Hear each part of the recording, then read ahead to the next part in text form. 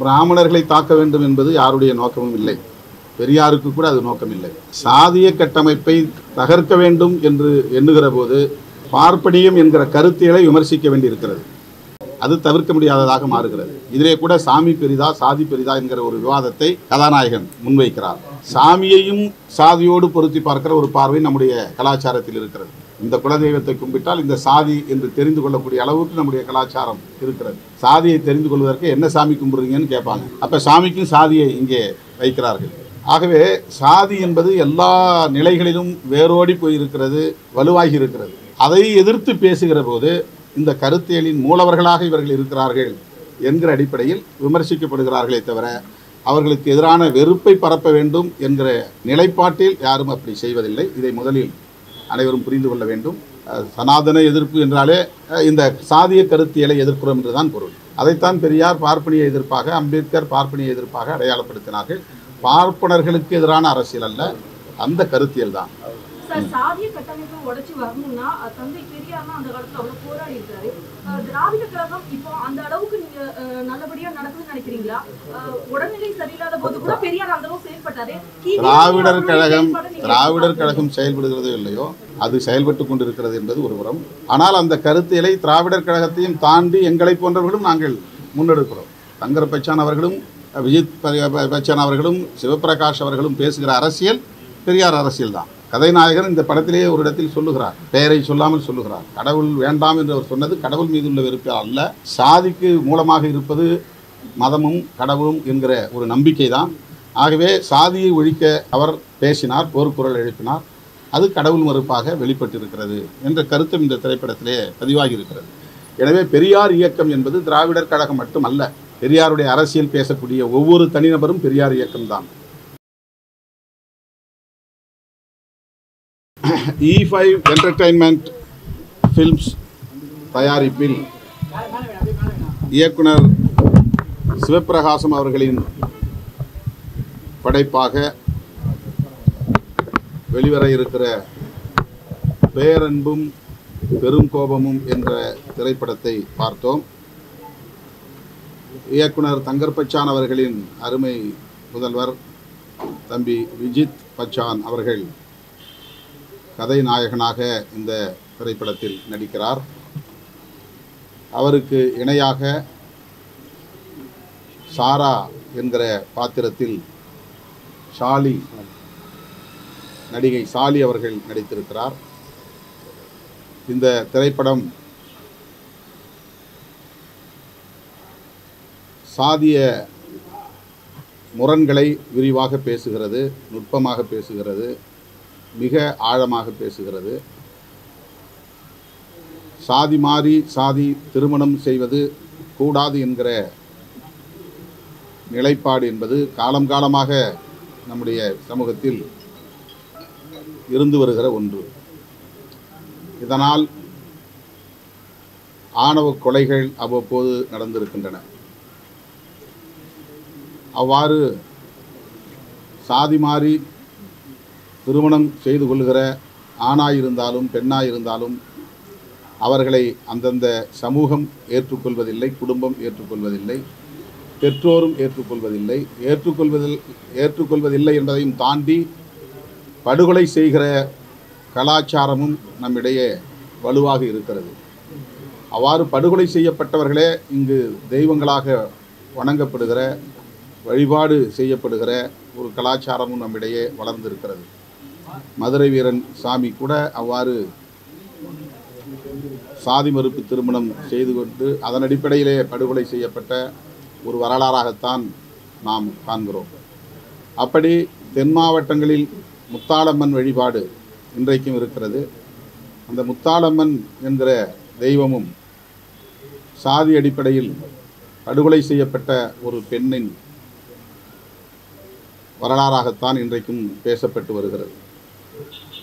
அந்த கதையை அல்லது கருப்பொருளை மையமாக வைத்து இயக்குனர் சிவபிரகாசம் அவர்கள் படைத்திருக்கிற பேரன்பும் பெருங்கோபமும் என்கிற இந்த திரைப்படம் புதிய கோணத்தில் ஆணவ கொலையை அணுகுகிறது. தம்பி விஜித் பச்சான் அவர்கள் முதல் படத்தில் நடிக்கிறார் என்கிற எண்ணமே ஏற்படாத அளவுக்கு மிக இயல்பாக சிறப்பாக நடித்திருக்கிறார். ஆழமான கருத்துக்களை விவாதமாக்கியிருக்கிறார். சாதி ஒழிப்பை முன்னிறுத்துகிறார். இயக்குனர் சிவப்பிரகாசம் அவர்கள் கையாண்டிருக்கிற உத்தி பலரையும் வியப்பில் ஆழ்த்தக்கூடியதாக இருக்கிறது. ஆழமாக சிந்திக்கக்கூடியதாக இருக்கிறது. சாதி பிறப்பால் வருவதில்லை, வளர்ப்பால் வருவது என்பதை ஆழமாக பதிவு செய்திருக்கிறார். எடுப்பார் கைப்பிள்ளை என்று ஒரு திரைப்படம் 50 ஆண்டுகளுக்கு முன்னர் அல்லது 40 ஆண்டுகளுக்கு முன்னர் வந்தது. உயர்ந்த கல்வி பெற்ற குடும்பத்தில் பிறக்கிற பிள்ளை மிக சாதாரண குடும்பத்தில் வளரும். சாதாரண குடும்பத்தில் பிறந்த பிள்ளை உயர்ந்த குடும்பத்திலே, செல்வந்தர் குடும்பத்திலே வளரும். தாழ்ந்த குடும்பத்திலே பிறந்த பிள்ளைக்கு தாழ்ந்த புத்தி இருக்கும், அல்லது உயர்ந்த குடும்பத்திலே பிறந்த பிள்ளைக்கு உயர்ந்த புத்தி இருக்கும் என்பது இல்லை. அப்படி ஒரு வரையறை இல்லை. அது வளர்ப்பின் அடிப்படையில் தான் அமையும் என்பதை அப்போதே அந்த படம் சொல்லியிருக்கிறது. அதை இன்றைக்கு வேறு ஒரு கோணத்தில் எந்த சாதியிலே குழந்தை பிறந்தாலும் அந்த குழந்தை வளர்ப்பின் அடிப்படையில் தான் தனது பண்பு நலன்களை பரிணாமம் செய்து கொள்கிறது. அந்த அடிப்படையில் தான் அது வளர்ந்து இயங்குகிறது என்பதை இந்த திரைப்படம் மிக அழகாக விவரிக்கிறது. பொதுமக்களிடையே பல கேள்விகளை எழுப்பக்கூடிய வகையில் இந்த திரைப்படம் பேசுகிறது. சாதி மாறி சாதி பிள்ளைகளை நாம் வளர்த்தாலும் கூட அந்த வளர்ப்பு நிலைதான் அவர்களுக்கான பண்பு நலன்களாக இருக்குமே தவிர குருதி அடிப்படையில் அல்லது ஜீன் அடிப்படையில் சாதி பண்பு என்பது தொடர்வதற்கு வாய்ப்பில்லை. வேறு பண்பு நலன்கள், அறிவு சம்பந்தமான, ஆற்றல் சம்பந்தமான பண்பு நலன்கள் குருதி வழியே தலைமுறைக்கு தலைமுறை புலம்பெயர்வதுண்டு, பரிணாமத்தில் அது இடம்பெயர்வதுண்டு. ஆனால் சாதி என்பது இடையிலே நாம் சமூக கட்டமைப்பின் ஒரு மேல் கட்டுமானமாக வளர்த்திருப்பதனால், அது ஒரு கலாச்சாரமாக வளர்த்திருப்பதனால் அது குருதி வழியே போகாது என்கிற ஒரு செய்தி. அதே நிலையில் இந்த சாதியை நாம் கட்டி காப்பாற்றக்கூடாது. அது அழித்தொழிக்கப்பட வேண்டிய ஒன்று. அது சமூகத்தின் மேம்பாட்டுக்கு மிக பெரும் முட்டுக்கட்டையாக இருக்கிறது. ஆகவே சாதிய முரண்களை நாம் விரிவாக விவாதிப்போம். அதை களைந்தெறிய அல்லது அழித்தொழிக்க முனைவோம் என்கிற செய்தியை சொல்லுகிற ஒரு திரைப்படமாகத்தான் பேரன்பும் பெருங்கோபமும் என்கிற திரைப்படம் இன்றைக்கு திரைக்கு வருகிறது. 5ஆம் தேதி உலகநாயகன் கமல்ஹாசன் அவர்களின் திரைப்படம் வெளிவருகிற அதே நாளில் தம்பி விஜித் பச்சான் அவர்களின் திரைப்படமும் வருகிறது. அந்த படத்தை நான் பார்க்கவில்லை, இந்த படத்தை நான் பார்த்திருக்கிறேன். இந்த திரைப்படம் என்னை வெகுவாக ஈர்த்திருக்கிறது.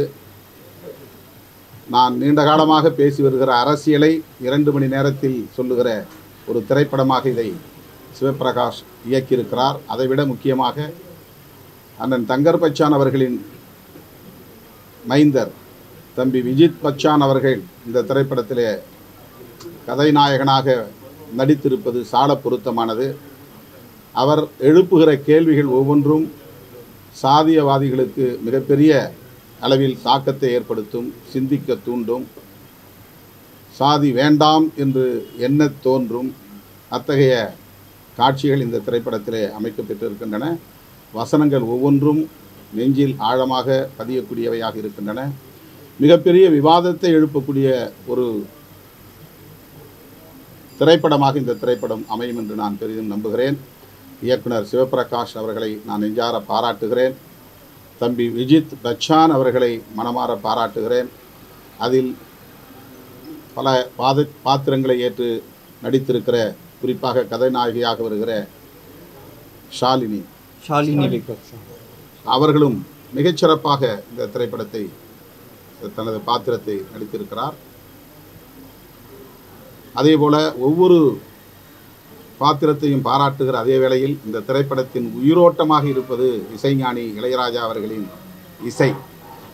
இந்த திரைப்படத்திற்கு மிகப்பெரிய அளவில் அது உயிர்ப்பை தருகிறது, உயிரோட்டத்தை தருகிறது. அந்த இசையே இந்த படத்தை வெகு மக்களுக்கு கொண்டு போய் சேர்க்கும் என்று நான் பெரிதும் நம்புகிறேன். இந்த திரைப்படத்தை தமிழ் சமூகத்தில் ஜனநாயக சக்திகளாக இருக்கிற அனைவரும் சாதி ஒழிப்பே மக்கள் விடுதலை என்று நம்புகிற புரட்சிகரமான முற்போக்கான சிந்தனை உள்ள ஒவ்வொருவரும் வரவேற்று ஆதரிக்க வேண்டிய திரைப்படம், கட்டாயம் ஒவ்வொருவரும் பார்க்க வேண்டிய திரைப்படம்.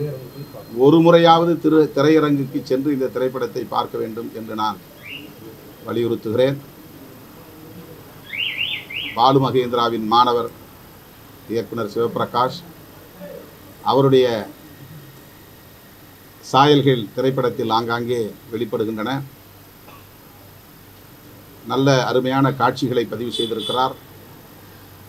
விறுவிறுப்பான ஒரு கதை என்றாலும் கூட ரம்மியமான காட்சிகளையும் இதில் இணைத்து இந்த திரைப்படத்தை எழிலூட்டி இருக்கிறார்.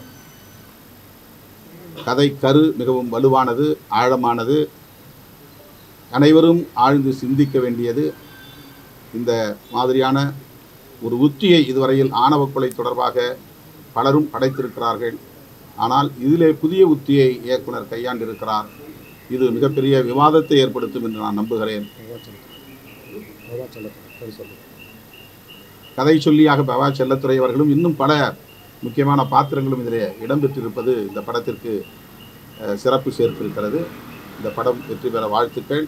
தம்பி விஜித் பச்சான் அவர்கள் இதுபோன்ற இன்னும் பல படைப்புகளை தமிழ் சமூகத்திற்கு அவர் வழங்குவார் என்று நான் பெரிதும் நம்புகிறேன். தங்கர் பச்சானின் படைப்பு விஜித் பச்சான். ஆகவே அவரை போல ஒரு புரட்சிகரமான பார்வை அவரிடத்திலே இருப்பதை, ஏனென்றால் இந்த மாதிரியான படத்தில் நடிக்க ஒப்புக்கொள்வதும் அந்த வசனங்களை பேசுவதும் கருத்தியல் ரீதியாக உடன்பட்டால் மட்டும்தான் முடியும். இயக்குனர் சிவபிரகாஷ் என்ன சிந்திக்கிறாரோ அதை அப்படியே வெளிப்படுத்தி இருக்கிறார். மிக அருமையான ஒரு திரைப்படம். இயக்குனர் சிவபிரகாஷ் அவர்களையும் தம்பி விஜித் பச்சான் அவர்களையும் நான் நெஞ்சார பாராட்டுகிறேன். ஜனநாயக சக்திகள் அனைவரும் இதனை வரவேற்க வேண்டும். திரையரங்குக்கு சென்று இந்த திரைப்படத்தை வெற்றி பெறச் செய்ய வேண்டும் என்று கேட்டுக்கொள்கிறேன்.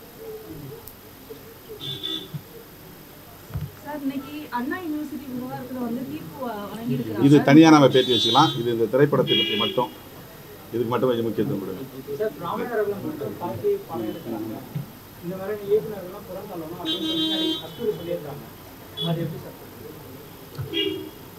பிராமணர்களை தாக்க வேண்டும் என்பது யாருடைய நோக்கமும் இல்லை. பெரியாருக்கு கூட அது நோக்கம் இல்லை. சாதிய கட்டமைப்பை தகர்க்க வேண்டும் என்று எண்ணுகிற போது பார்ப்பனியம் என்கிற கருத்தியலை விமர்சிக்க வேண்டியிருக்கிறது. அது தவிர்க்க முடியாததாக மாறுகிறது. இதிலே கூட சாமி பெரிதா சாதி பெரிதா என்கிற ஒரு விவாதத்தை கதாநாயகன் முன்வைக்கிறார். சாமியையும் சாதியோடு பொருத்தி பார்க்கிற ஒரு பார்வை நம்முடைய கலாச்சாரத்தில் இருக்கிறது. இந்த குலதெய்வத்தை கும்பிட்டால் இந்த சாதி என்று தெரிந்து கொள்ளக்கூடிய அளவுக்கு நம்முடைய கலாச்சாரம் இருக்கிறது. சாதியை தெரிந்து கொள்வதற்கு என்ன சாமி கும்பிடுறீங்கன்னு கேட்பாங்க. அப்போ சாமிக்கும் சாதியை இங்கே வைக்கிறார்கள். ஆகவே சாதி என்பது எல்லா நிலைகளிலும் வேரோடி போயிருக்கிறது, வலுவாகி இருக்கிறது. அதை எதிர்த்து பேசுகிற போது இந்த கருத்தியலின் மூலவர்களாக இவர்கள் இருக்கிறார்கள் என்கிற அடிப்படையில் விமர்சிக்கப்படுகிறார்களே தவிர அவர்களுக்கு எதிரான வெறுப்பை பரப்ப வேண்டும் என்கிற நிலைப்பாட்டில் யாரும் அப்படி செய்வதில்லை. இதை முதலில் அனைவரும் புரிந்து கொள்ள வேண்டும். சனாதன எதிர்ப்பு என்றாலே இந்த சாதிய கருத்தியலை எதிர்க்கிறோம் என்றுதான் பொருள். அதைத்தான் பெரியார் பார்ப்பனிய எதிர்ப்பாக, அம்பேத்கர் பார்ப்பனிய எதிர்ப்பாக அடையாளப்படுத்தினார்கள். பார்ப்பனர்களுக்கு எதிரான அரசியல் அல்ல, அந்த கருத்தியல் தான். சாதிய கட்டமைப்பை உடைச்சு வரணும்னா தந்தை பெரியார்னா அந்த காலத்துல அவ்வளவு போராடி இருக்காரு. திராவிட கழகம் இப்போ அந்த அளவுக்கு நீங்க நல்லபடியா நடக்குதுன்னு நினைக்கிறீங்களா? உடல்நிலை சரியில்லாத போது கூட பெரியார் அந்த அளவுக்கு செயல்பட்டாரு. திராவிடர் கழகம் செயல்படுகிறதோ இல்லையோ, அது செயல்பட்டு கொண்டிருக்கிறது என்பது ஒரு புறம். ஆனால் அந்த கருத்தியலை திராவிடர் கழகத்தையும் தாண்டி எங்களை போன்றவர்களும் நாங்கள் முன்னெடுக்கிறோம். தங்கர் பச்சான் அவர்களும் விஜித் பச்சான் அவர்களும் சிவபிரகாஷ் அவர்களும் பேசுகிற அரசியல் பெரியார் அரசியல் தான். கதைநாயகன் இந்த படத்திலேயே ஒரு இடத்தில் சொல்லுகிறார், பெயரை சொல்லாமல் சொல்லுகிறார். கடவுள் வேண்டாம் என்று அவர் சொன்னது கடவுள் மீது உள்ள வெறுப்பு அல்ல, சாதிக்கு மூலமாக இருப்பது மதமும் கடவுளும் என்கிற ஒரு நம்பிக்கை தான். ஆகவே சாதியை ஒழிக்க அவர் பேசினார், போர்க்குரல் எழுப்பினார். அது கடவுள் மறுப்பாக வெளிப்பட்டிருக்கிறது என்ற கருத்தும் இந்த திரைப்படத்திலே பதிவாகி இருக்கிறது. எனவே பெரியார் இயக்கம் என்பது திராவிடர் கழகம் மட்டுமல்ல. பெரியாருடைய அரசியல் பேசக்கூடிய ஒவ்வொரு தனிநபரும் பெரியார் இயக்கம்தான். சார், தொடர்ச்சியாக படங்கள் வந்து இந்து சமுதாயத்தில் இருக்கிற சாதிய கட்டமைப்பு பற்றி மட்டுமே நிறைய பேசிட்டு வராங்க. கிறிஸ்துவம் மற்றும் இஸ்லாமியர்கள் வந்து சாதி அமைப்பு இல்லாட்டாலும் ஒரு சில விஷயங்கள்ல வந்து வேறுபடுகிறது. எக்ஸாம்பிளுக்கு வந்து பெண்களுக்கான உரிமைகள் கொடுக்கறது வந்து குறைவு தான். கிறிஸ்டியானிட்டியில வந்து சாதிகள் ஊடுருவி இருக்குது. இந்த மாதிரி விஷயங்கள் எந்த அளவுக்கு பேசப்படணும்னு நினைக்கிறீங்க? இல்லை, எங்கே சாதி ஊடுருவி இருந்தாலும் வேரோடி இருந்தாலும் அதற்கு எதிராக நாம் பேசுகிறோம். அது கிறித்தவத்தில் இருந்தாலும் அங்கேயும் சாதி ஒழிய வேண்டும் என்பதுதான் நம்முடைய கருத்து. கிறித்தவத்திலே சாதி வாழட்டும் என்று நாம் யாரும் சொல்லவில்லை. ஆனால் நான் ஒரு கிறித்தவன் அல்லாதவனாக இருக்கிற போது கிறித்தவத்திற்குள்ளே புகுந்து நான் தாக்குதலை பெரிதாக நடத்த முடியாது. அதை கிறித்தவ மதத்தை சார்ந்தவர்கள் அதை பேச வேண்டும். அந்த மதத்துக்குள்ளேயே அதை ஒரு விவாதமாக்க வேண்டும். அதுதான் அங்கே எடுபடும்.